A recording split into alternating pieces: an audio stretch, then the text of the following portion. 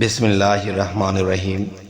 হে সমস্ত জগতবাসী, আজ আমি শামীম আলী চিশতি আপনাদের সামনে যে আলোচনাটি নিয়ে হাজির হলাম, সে আলোচনাটি হলো একটু জ্ঞান করে বোঝা উচিত যে মানব জীবনে অনেক কিছু করে এবং অনেক কিছুর মধ্যে হারাম হালাল আছে। আজকে কান্না সম্পর্কে আলোচনা হবে যে কোন কান্নাটা হারাম, সেই কান্না সম্বন্ধে আজকে এই আলোচনা হবে ইনশাআল্লাহ।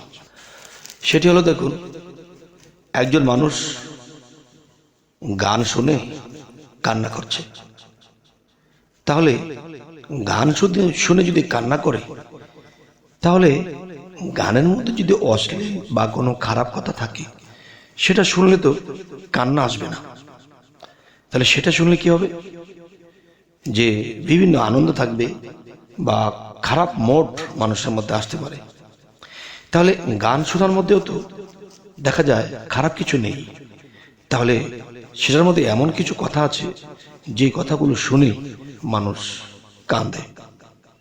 আচ্ছা, কোরআন তেলাওয়াত শুনে মানুষ কান্না করে এবং মানুষের দুঃখ দুর্দশা দেখে কান্না করে।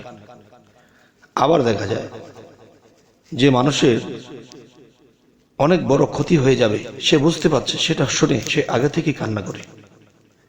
আচ্ছা, নিজের দুঃখ দুর্দশাতেও কান্নাকাটি করে, আল্লাহর জন্যেও কান্নাকাটি করে, নবীর জন্যে কান্নাকাটি করে। এখন কথা হলো যে কান্না যে বিষয়টা, এটা তো এক প্রকার কান্নাই সে কাঁদছে। চোখে দিয়ে যে পানি ঝরছে সেটা কিন্তু নোনতা পানি, সেই একই প্রকার পানি ঝরছে, কিন্তু সেই কান্নার বিষয়টা কিন্তু বিভিন্ন রকমের। তো এখন যে একটু আগে কথা বলা হলো যে কেউ যদি গান শুনে কান্না করে, তাহলে দেখবেন একটা জিনিস, মানুষ কিন্তু ওয়াজ শুনেও কান্নাকাটি করে।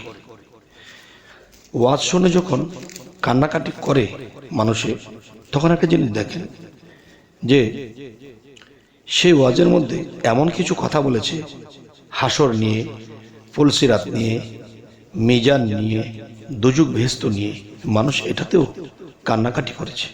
আচ্ছা, গান শুনে যে কান্নাকাটি করেছে, সে গানের মধ্যে এমন কিছু কথা বলেছে ওলিদেরকে নিয়ে, আউলিয়াদেরকে নিয়ে, আল্লাহকে নিয়ে, নবীকে নিয়ে, এমন কিছু কান্নাকাটি করেছে, যেই কান্নাকাটি করেছে যে তার মধ্যে এমন কিছু কথা যা শুনলে স্থির থাকা যায় না। তাহলে যেই কান্না বা যেই কথা শুনে আল্লাহকে স্মরণ হয়, গানের মধ্যে হোক, ওয়াজের মধ্যে হোক, কোনো গল্প শুনে হোক, যদি আল্লাহ রাসূলের কথা মনে হয় এবং সেই মনে করে যদি কেউ কান্না করে, তাহলে সেই কান্নাটা আমাদের কাঁদতে হবে। কারণ কেউ যদি শোনে যে আমার দুনিয়ার সম্পদ চলে গেছে, এই জন্য কান্না করছে, আসলে সম্পদ কিন্তু আপনি আমি নিয়ে আসিনি, আবার কিন্তু এগুলা নিয়ে যেতে পারবো না। তাহলে এই সম্পদের জন্য যখন কান্না করেছি, তাহলে এই কান্নাটাই হলো আমার বেহুদা, কারণ এটা আমি নিয়ে আসিনি, এটাকে আমি নিয়ে যাব না। তবে আল্লাহ যে কোরআনে বলেছে যে হ্যাঁ, একটা জিনিস নিয়ে যেতে হবে, সেটা কি? ওয়াল্লাযী খালাকাল মাউতা ওয়াল হায়াতা লিয়াবলুয়াকুম আইয়ুকুম আহসানু আমালা ওয়া হুয়াল আজিজুল গাফুর। অর্থাৎ আল্লাহ কি বলেছে? আমি মানুষের মৃত্যু ও জীবন সৃষ্টি করিয়াছি পরীক্ষা করার জন্য, তোমাদের মধ্যে কে কর্মে উত্তম, তিনিই পরাক্রমশালী ও ক্ষমাশীল। তো বোঝা গেল, দুনিয়াতে এসেছি আমরা পরীক্ষা পাশ করব। পরীক্ষা পাশ করার পরে আমরা এখান থেকে কিছু জিনিস নিয়ে যাব। সেটা কি? আল্লাহর প্রেম, রাসূলের প্রেম, ওলিয়া আউলিয়াদের প্রেম, মা বাবার মহব্বতের যে প্রেম, যে জগতের সৃষ্টিকে ভালোবেসেছি, সেই ভালোবাসার প্রেমের যেই জিনিসগুলো আছে, সেই গুণ ক্ষমতাগুলো আমাদেরকে এখান থেকে কামাই করে নিয়ে যেতে হবে, এবং এগুলা কামাই করার ফাঁকে ফাঁকে আমাদের বিশাল পরীক্ষা, এবং এই পরীক্ষা আমাদের পাশ করে যেতে হবে। তবে হে সমস্ত জগতবাসী, আজকের কথাগুলো লম্বা করলাম না, কিন্তু দেখেন মানুষ জীবনে কান্না করে, এই কান্নার মধ্যেও সে ফলস কান্না আছে। সেই কান্নাগুলো আমাদেরকে বেছে বেছে করতে হবে। তাহলে কি হবে? সমস্ত অশ্রু, সমস্ত চোখের পানিগুলো আল্লাহ এক জায়গাতে করবে।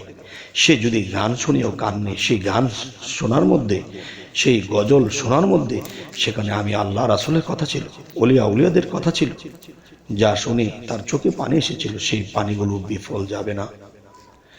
তবে যাই হোক, আজকের শেষ যে কথাটি বলবো সেটি হলো যে আমাদের মূলত যেই কান্নাগুলো কথা বলা হয়েছে, যে কোন কান্নাটা আমাদের করা উচিত আর কোন কান্নাটা আমাদের করা উচিত নয়, সেই বিষয়টা আপনারা অবশ্যই কমেন্টে লিখবেন, যাতে করে আমিও বুঝতে পারি যে হ্যাঁ, আমাদের এই এই জিনিসগুলো, এই কান্নাগুলো আমাদের করতে হবে।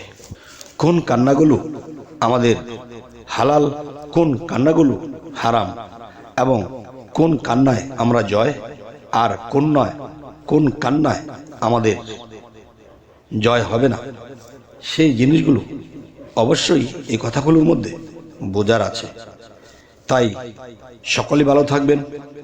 আল্লাহ হাফিজ।